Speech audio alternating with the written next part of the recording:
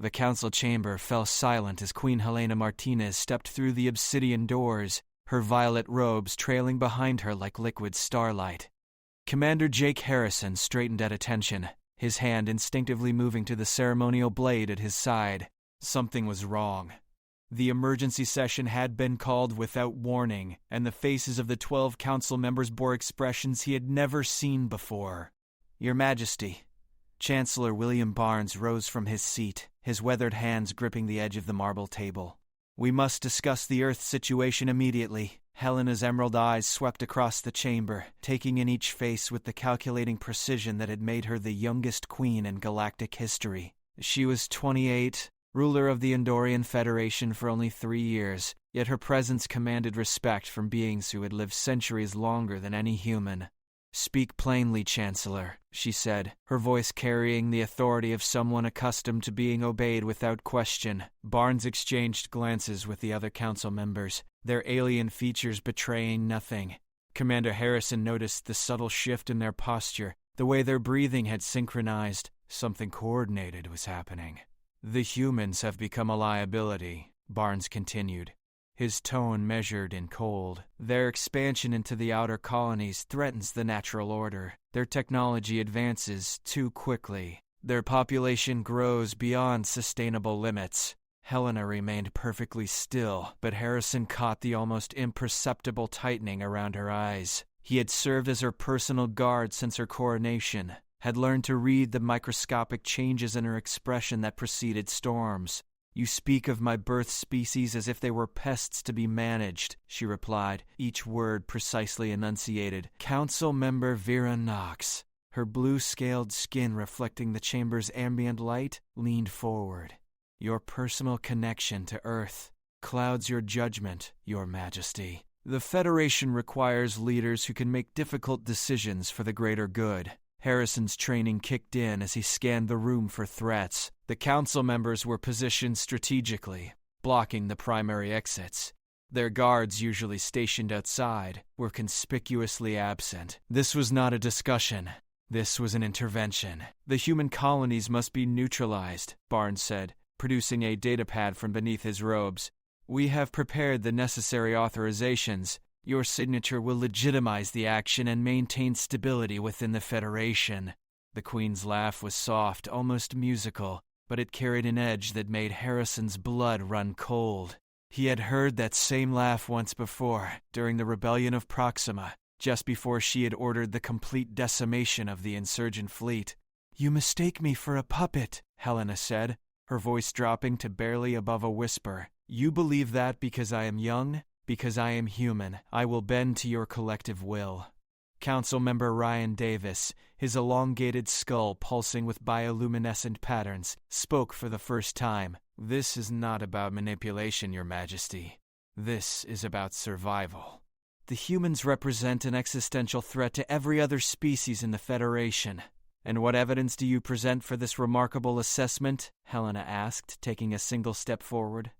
The movement was subtle, but Harrison recognized it as a tactical position, placing her within striking distance of Barnes while maintaining clear sight lines to the other council members.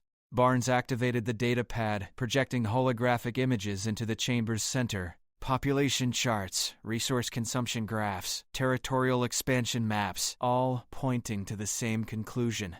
Human birth rates exceed every other Federation species by a factor of 10. Their resource consumption has tripled in the past decade. They have established unauthorized settlements on 47 worlds without proper environmental assessments. Helena studied the projections with the analytical mind that had earned her 3 doctoral degrees before her 25th birthday. Harrison watched her face, waiting for the signal he knew would come. "Show me the projected casualties," she said. The hologram shifted, displaying estimated death tolls, numbers that stretched into the billions. Harrison felt his stomach tighten as he realized the scope of what the council was proposing. "Acceptable losses," Knox said dismissively.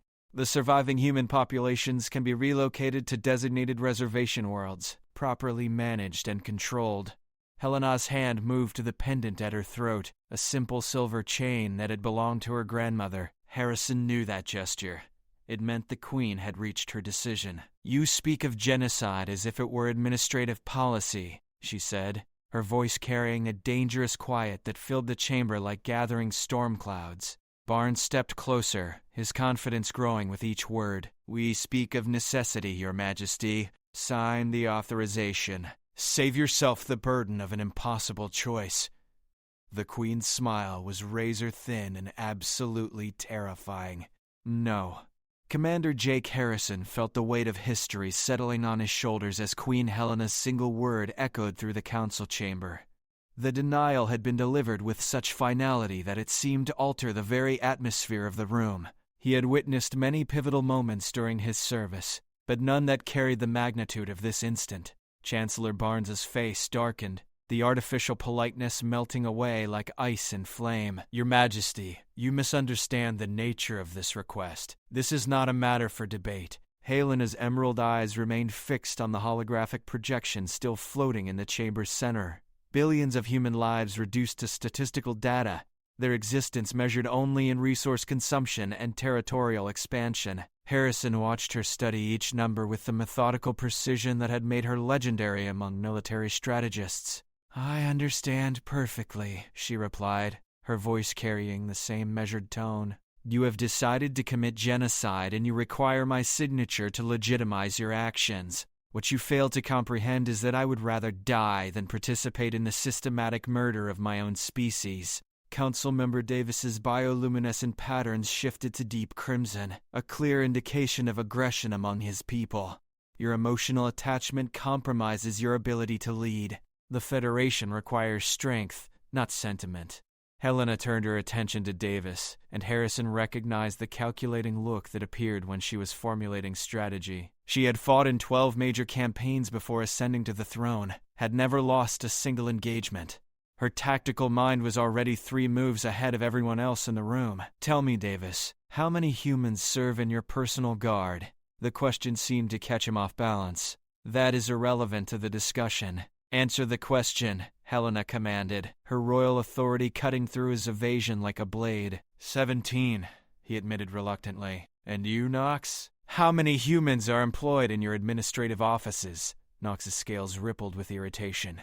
"This line of inquiry serves no purpose." 143, Helena answered for her. "I know because I personally review all employment records within the Federation government. Would you like me to continue this exercise with each council member?" Barnes realized where she was leading the conversation and attempted to regain control. "The loyalty of individual humans is not in question. We speak of the species as a collective threat." Helena finally turned away from the projections to face the council directly. Harrison noticed that she had positioned herself perfectly, with clear lines of sight to every potential threat, while maintaining access to multiple exit routes. Her military training was evident in every subtle movement. The humans you trust enough to guard your lives, to manage your affairs, to fight in your armies, these same humans become monsters the moment they reproduce too quickly for your comfort, she said, her voice gaining strength with each word. "You reveal your true nature with this proposal."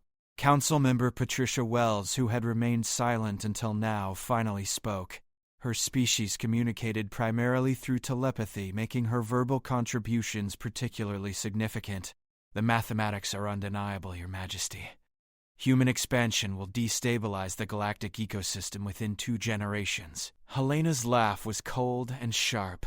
"Mathematics. You reduce the value of sentient life to equations and projections. Tell me, Wells, what mathematical formula did you use to calculate the worth of a human child's first word? What algorithm determined the value of a mother's love?" The telepathic council member recoiled slightly, unused to such direct emotional challenge to her logical frameworks. Harrison noticed that several other council members were beginning to show signs of uncertainty, their unified front developing cracks. "Your Majesty," Barnes interjected, his voice taking on a threatening edge, "the decision has been made. Your cooperation would be appreciated, but it is not strictly necessary." Lena's smile returned, and Harrison felt his blood turn to ice. That expression had preceded some of the most devastating military actions in recent galactic history. When the Queen of Andor smiled like that, entire star systems trembled. Are you threatening me, Chancellor? The question hung in the air like a loaded weapon. Barnes seemed to realize he had crossed a line from which there was no return, but his commitment to the genocide had pushed him past the point of rational retreat. I am informing you of political reality, he said, his voice steady despite the obvious threat implicit in his words. The Council has the authority to act in the Federation's best interests, with or without royal approval. Helena nodded slowly, as if she had expected this moment from the beginning. Harrison's hand moved imperceptibly closer to his weapon as he recognized the signs of imminent action. Then let me inform you of a different reality, she said, her voice dropping to barely above a whisper. I am Helena Martinez, Queen of Andor, Supreme Commander of the Federation Fleet and Guardian of 12 billion souls across 47 worlds. I have fought in campaigns you cannot imagine, defeated enemies you could never face, and survived challenges that would break your minds. She took a single step forward and every council member instinctively moved back. You believe you can intimidate me into signing the death warrant for my own species. You have gravely miscalculated. The silence that followed was absolute, filled with the weight of unspoken threats and the promise of consequences that none of them could fully comprehend. Harrison realized that the Council had just declared war on the most dangerous human in the galaxy. They had no idea what they had unleashed. Queen Helena Martinez stood in the center of the council chamber like a storm given human form, her presence filling the vast space with an electricity that made the air itself seem to vibrate. Commander Harrison had seen her in combat, had witnessed her tactical brilliance in action, but this moment somehow transcended even those memories. She was no longer simply a ruler, defending policy decisions. She had become something primal, dangerous, and absolutely unyielding. Chancellor Barnes attempted to reassert authority, his voice carrying centuries of political experience. Your emotional response confirms our concerns about your fitness to lead. Step aside, Your Majesty. Allow reason to prevail. Helena's emerald eyes fixed on him with such intensity that he actually took a step backward. Reason? You call the systematic extermination of an entire species reasonable? You reduce billions of lives to statistical inconveniences and call it logic. Council member Knox's scales shifted to deeper blue patterns, indicating rising anxiety among her people. The projections are clear.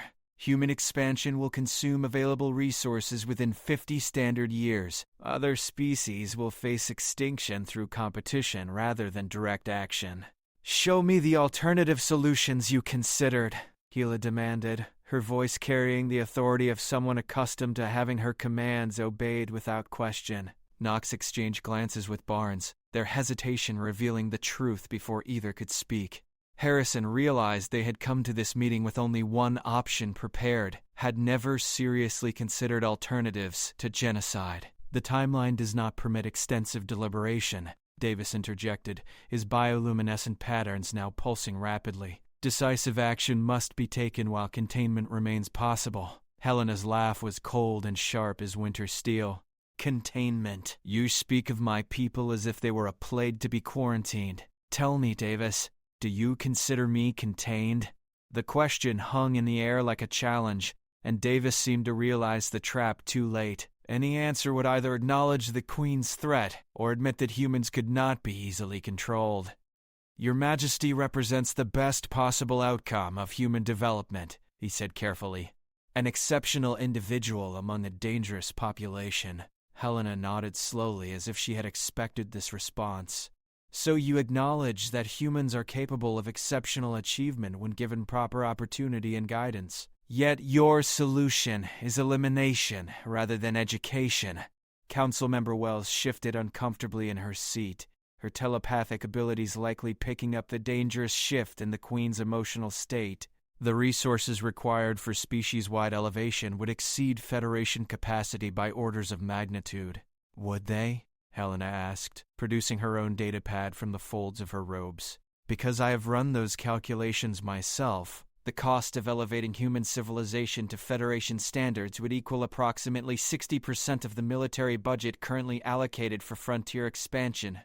She activated the device, projecting competing holographic displays that showed resource allocation scenarios, population management strategies, and technological sharing programs. Harrison watched the council members' faces as they absorbed information that clearly contradicted their previous planning. You had alternatives, Helena continued, her voice gaining strength with each revelation. Multiple pathways to achieve sustainable coexistence, yet you chose genocide because it appeared simpler than cooperation. Barnes's composure finally cracked, revealing the desperation beneath his political facade. The risk is too great. Human unpredictability makes them impossible to integrate safely. Their capacity for violence exceeds any other known species. Helena's smile was terrifying in its perfect control. Human capacity for violence troubles you? How fascinating, considering that I could kill everyone in this room before your guards could respond to the emergency alarm. The statement was delivered with such casual certainty that it sent chills through the chamber. Harrison knew she was not boasting. Her combat capabilities had been demonstrated repeatedly against enemies far more dangerous than aging politicians. Your Majesty, Wells said carefully, such threats are unnecessary. We are all civilized beings here. Civilized? Helena's voice rose slightly, the first crack in her perfect composure. You plot the murder of 12 billion innocent people and call yourself civilized? You reduce families to statistics and consider it rational discourse? She gestured toward the holographic projection still floating in the chamber's center. Every number represents a life. A child taking first steps, a mother protecting her family, a father teaching his son to read, scientists working to cure disease, artists creating beauty, dreamers reaching for the stars. Her voice dropped back to a whisper that somehow carried more threat than any shout could have managed. And you want to erase all of that because their existence inconveniences your long-term planning. Councilmember Wells attempted another approach, her telepathic training making her sensitive to emotional manipulation. The greater good sometimes requires difficult choices, Your Majesty. The needs of many species must outweigh the desires of one. Helena turned her full attention to Wells, and Harrison saw the council member physically recoil from whatever she encountered in the Queen's thoughts. The greater good? Whose good? Certainly not humanity's. Not the species you are condemning to death. The only good served by this action is your own comfort, your own fear of change, your own inability to adapt to a universe that grows more complex every generation. Barnes made one last attempt to salvage the situation, his voice carrying hints of desperation. The decision has been made, Your Majesty. The fleet commanders have already received preliminary orders. Your signature would legitimize the action and maintain governmental stability. Helena's expression shifted, and Harrison recognized the look that preceded her most devastating tactical decisions. When she spoke again, her voice carried the absolute authority of a woman who had never accepted defeat. Then you have committed treason against the Federation, against the Crown, and against the fundamental principles of justice that bind our civilization together. And I will respond accordingly. The council chamber erupted into chaos as every member realized simultaneously that they had just declared war on the most powerful person in the known galaxy. Commander Jake Harrison felt time slow to crystalline clarity as Queen Helena Martinez transformed from diplomatic ruler to tactical predator in the span of a heartbeat. Her hand moved to the communication device at her collar, the gesture smooth and practiced despite the explosive tension filling the chamber. Admiral Lisa Coleman, this is Queen Helena, she said, her voice carrying across the room with perfect composure. Execute Protocol 7 immediately. All Federation fleet assets are hereby placed under direct royal command. Disregard any orders not bearing my personal authorization code. Chancellor Barnes lunged toward her, his ancient reflexes no match for the Queen's military training. Helena sidestepped effortlessly, her movement flowing like water around stone, positioning herself closer to Commander Harrison while maintaining visual contact with every threat in the room. Your Majesty, you cannot supersede Council authority over military operations, Barnes gasped, his political desperation overriding common sense. Helena's smile was razor-sharp and absolutely terrifying. Watch me. The communication device crackled with Admiral Coleman's voice, crisp and professional despite the obvious confusion. Protocol 7 confirmed, Your Majesty. Fleet Command acknowledges direct royal authority. All previous orders are hereby suspended pending your instructions. Council Member Davis's bioluminescent pattern shifted to violent crimson as the implications became clear. You have just committed an act of military rebellion against the lawful government of the Federation. I have prevented genocide, Helena replied, her voice carrying the weight of absolute moral certainty. History will judge which action constitutes rebellion. Nox's scales rippled with patterns indicating extreme agitation among her species. The fleet commanders will not obey a human queen over the lawful orders of the Federation Council. Your species' loyalties compromise your authority. Helena's laugh was cold and sharp as breaking glass. Admiral Coleman is human. Admiral Marcus Torres is human. Admiral Susan Wright is human, as are 67% of all flag officers in the Federation fleet. Tell me again about species loyalty, Council Member Knox. Harrison watched the council members' faces as they realized the true scope of their miscalculation. They had planned to use the military to enforce their genocidal orders, never considering that the military leadership might refuse to participate in the extermination of their own species. "This is impossible," Wells whispered, her telepathic abilities likely revealing the crumbling mental states of her fellow council members. The strategic planning indicated minimal resistance from human military personnel. Your strategic planning failed to account for the fact that I personally selected and promoted every human officer currently serving at the flag level, Helena said, her tactical mind clearly several steps ahead of their desperate improvisation.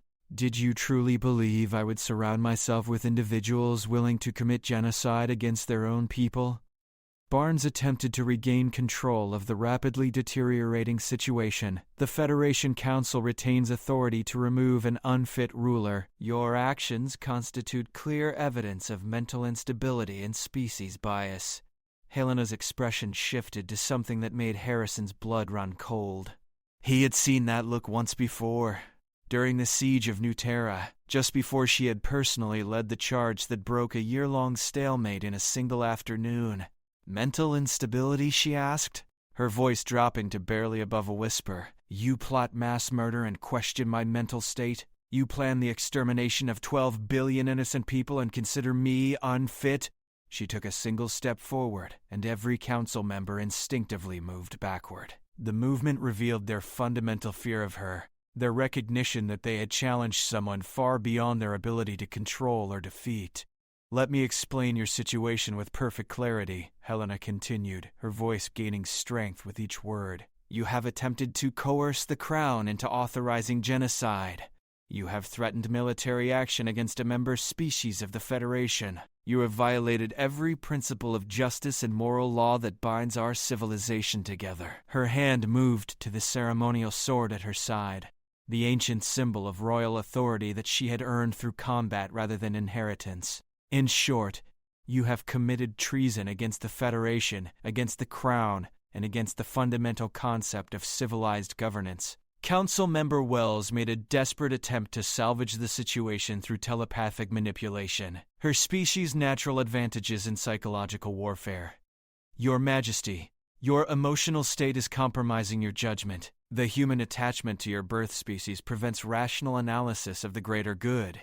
Helena's response was immediate and devastating. Admiral Coleman, are you monitoring this conversation? Yes, Your Majesty, came the crisp reply through the communication device. All proceedings are being recorded for the permanent Federation archives. The Queen's smile was absolutely terrifying. Then let the record show that the Federation Council has attempted to coerce the Crown into authorizing genocide, has threatened military action against human populations, and has justified these actions as necessary for the greater good. She paused. Let history judge who serves the greater good today. Barnes's political training finally reasserted itself as he realized the catastrophic nature of their position. Your Majesty, surely we can find common ground. Alternative solutions that serve everyone's interests. Helena's laugh was soft and musical, and absolutely without mercy. Alternative solutions? You mean the ones you ignored in favor of genocide? The educational programs, resource-sharing initiatives, and technological exchanges that I proposed 3 months ago and you dismissed as impractical. Harrison watched the council members' faces as they realized she had been planning for this confrontation far longer than they had imagined. Their conspiracy had been anticipated, their arguments prepared for, their authority undermined before they had even made their move. "You have made your choice," Helena said, her voice carrying the finality of a judge pronouncing sentence. "Now you will live with the consequences." The council chamber had become a tomb of political ambitions as Queen Helena Martinez stood surrounded by the wreckage of what had once been the Federation's governing body. Commander Harrison maintained his position near the doorway, his training keeping him alert for any desperate actions from the increasingly cornered council members. Chancellor Barnes made one final attempt to salvage his position, his voice carrying centuries of political experience and diplomatic training. "Your Majesty, the legal framework of the Federation grants the Council ultimate authority in matters of species preservation and galactic security. Your emotional attachment to humanity cannot supersede established law." Helena's emerald eyes fixed on him with such intensity that he visibly flinched. "Legal framework? Show me the law that authorizes genocide. Quote me the statute that permits the systematic murder of an entire species based on population projections and resource consumption estimates."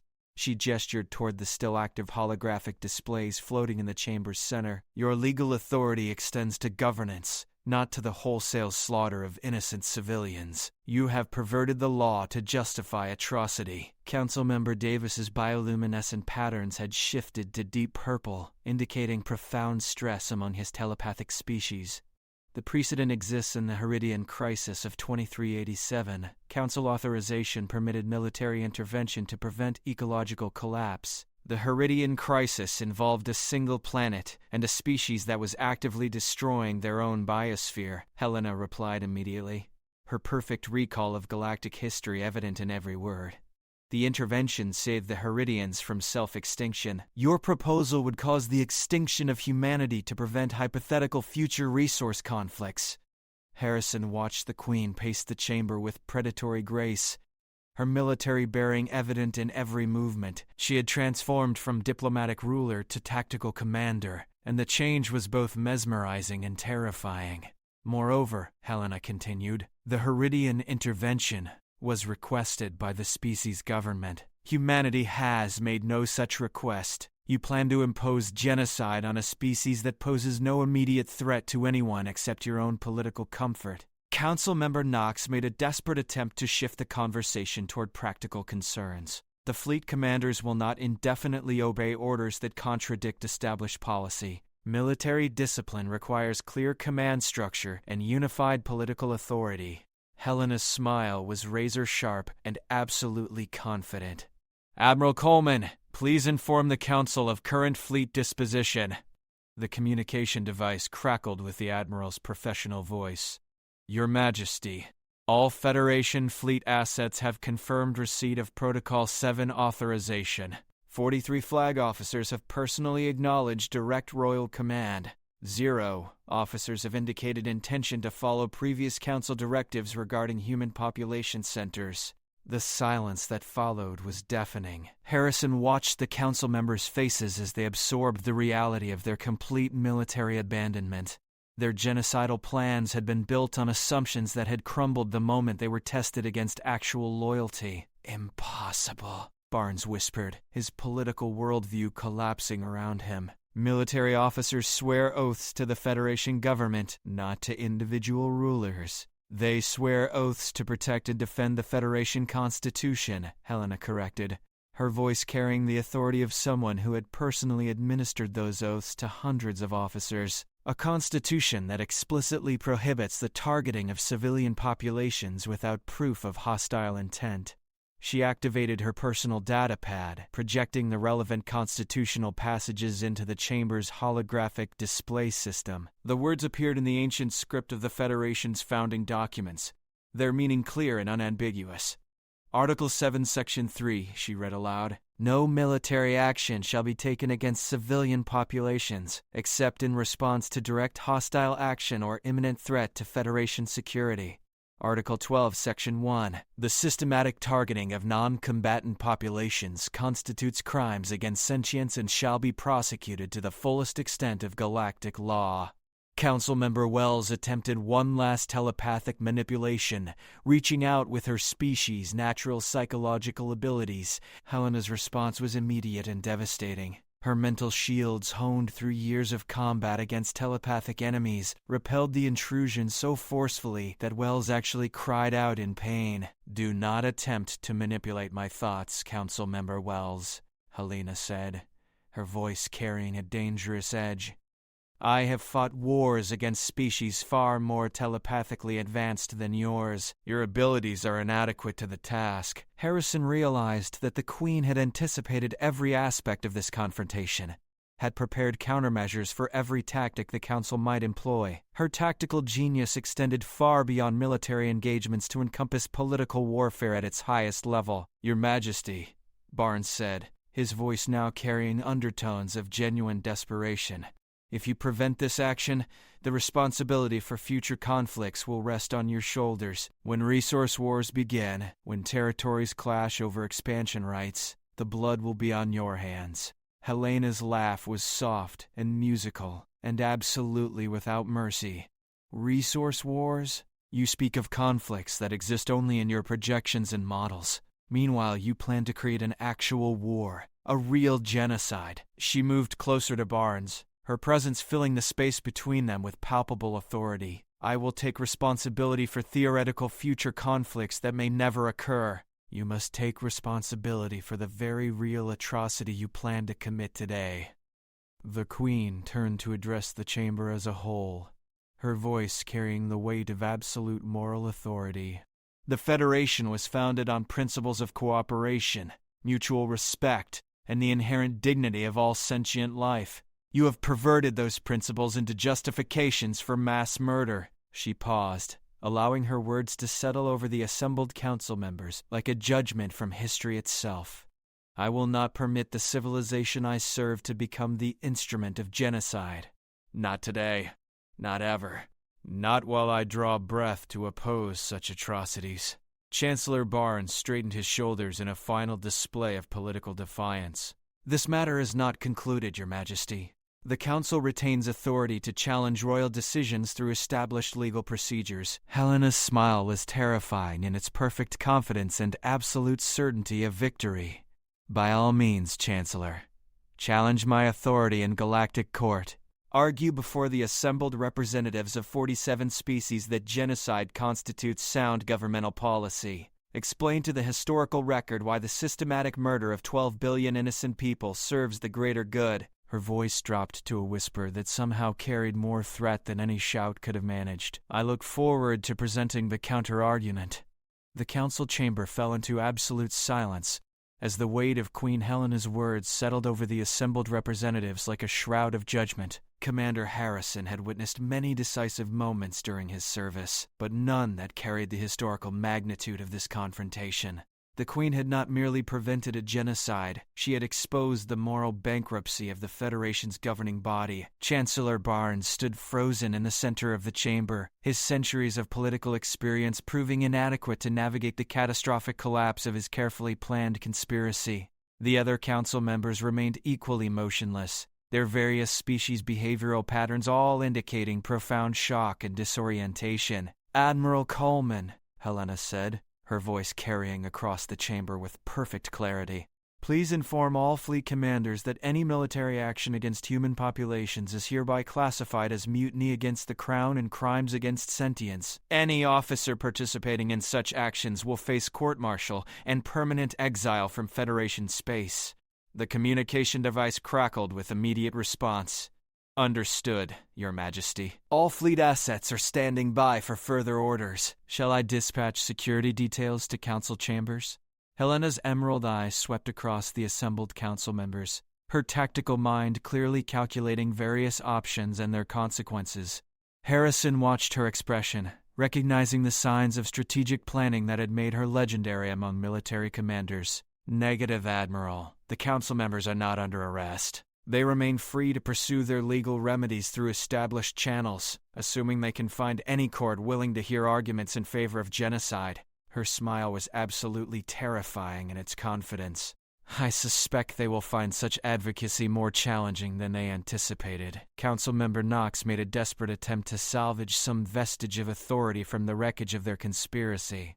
Your Majesty cannot simply override the collective will of the Federation's elected representatives. Democratic governance requires acceptance of majority decisions, even when personal preferences differ. Helena's laugh was cold and sharp as breaking crystal. Democratic governance? You call a closed-door conspiracy to commit genocide an expression of democratic will? Show me the public debate, the citizen input, the transparent deliberation that led to your decision. She gestured toward the holographic display still floating in the chamber center. Show me the moment when you asked the Federation citizens whether they supported the systematic murder of an entire species. Point out the democratic process that authorized you to plan mass extinction. Knox's scales rippled with patterns indicating extreme distress among her people. Certain decisions require executive discretion rather than public consultation. The complexity of galactic governance demands that elected officials make difficult choices without popular interference. Executive discretion? Helena's voice rose slightly, the first crack in her perfect composure. You classify genocide as executive discretion? You reduce the murder of 12 billion people to administrative policy? Harrison noticed that several council members were beginning to edge toward the chamber's exits, their survival instincts finally overriding their political ambitions. The Queen's reputation for decisive action was legendary throughout the galaxy, and they were realizing too late the magnitude of their miscalculation. Your Majesty, Councilmember Wells said carefully, her telepathic abilities likely revealing the dangerous shift in the Queen's emotional state. Perhaps we could postpone implementation of the population management protocols while alternative solutions are explored. Helena turned her full attention to Wells, and the telepathic council member physically recoiled from whatever she encountered in the Queen's thoughts. You cannot bring yourself to say the word, can you? Genocide. Mass murder. The systematic extermination of an entire species. Her voice dropped to a whisper that somehow carried more menace than any shout. You hide behind euphemisms and clinical terminology because you lack the courage to acknowledge the true nature of what you planned. Barnes made one final attempt to regain some measure of control over the situation. Your Majesty, the Federation requires stable governance and unified leadership. Your actions today have created a constitutional crisis that threatens the entire structure of galactic civilization. Helena's smile was razor-sharp and absolutely without mercy. I have prevented a genocide. If stopping mass murder creates a constitutional crisis, then the Constitution itself requires fundamental revision. She moved to the center of the chamber, her presence filling the vast space with an authority that transcended mere political office. Let me be absolutely clear about the new reality you face. Any attempt to implement your genocidal plans will be met with the full military might of the Federation fleet under direct royal command. Her voice gained strength with each word, carrying the weight of absolute moral certainty. Any council member who continues to advocate for the systematic murder of human populations will be charged with crimes against sentience and face permanent exile from civilized space. She paused, allowing the implications to settle over the assembled representatives like a judgment from history itself. Any government that permits genocide in the name of resource management forfeits its right to exist, and will be replaced by institutions that remember the difference between governance and atrocity. Chancellor Barnes' political facade finally cracked completely, revealing the fear and desperation beneath his diplomatic training. You speak of replacing governments as if you were above the law itself. No single individual, not even a monarch, possesses authority to overthrow democratic institutions. Helena's response was immediate and devastating. Watch me.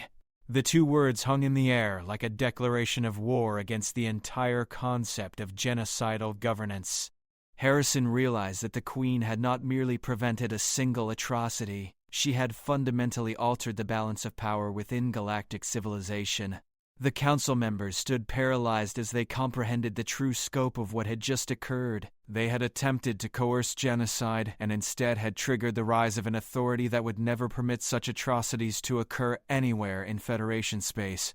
Queen Helena Martinez had become something more than a ruler. She had become the guardian of civilized values in a galaxy that had forgotten the difference between governance and barbarism. The Federation would never be the same.